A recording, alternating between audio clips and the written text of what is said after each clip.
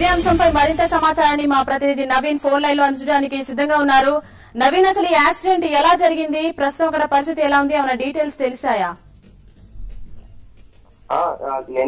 ఇది జరిగింది ఒక బెంగళూరు నుంచి ముంబై వస్తుండగా ఇది ఒక నేషనల్ బస్ జరిగిన దుర్ఘటన. ఇది కర్ణాటకలో హావేరి జిల్లాలో ఇది జరిగింది.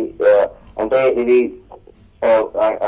స్థానికులకు చెప్పే ప్రకారం ఇది ఒక బస్సు ఒక బ్రిడ్జ్ దాటుతుండగా ఒక టైర్ బ్లాస్ట్ అయ్యింది. ఆ టైర్ బ్లాస్ట్ అయిన తర్వాత ఇది గ్యాస్ ఒక డీజిల్ లీక్ అవడంతో ఈ దుర్ఘటన జరిగిందని కూడా స్థానికులు చెప్తున్నారు.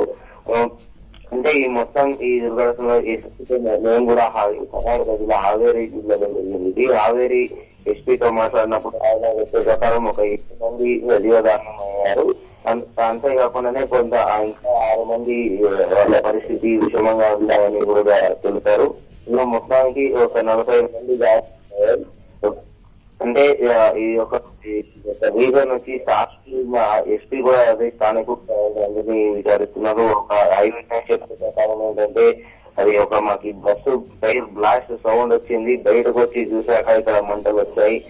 ఇమీడియట్ గా అక్కడ స్థానికులు కూడా పోయి అక్కడ కొంతమందిని గ్లాస్ అంతా పగలగొట్టి ఇదొక వాళ్ళని రక్షించడం జరిగింది.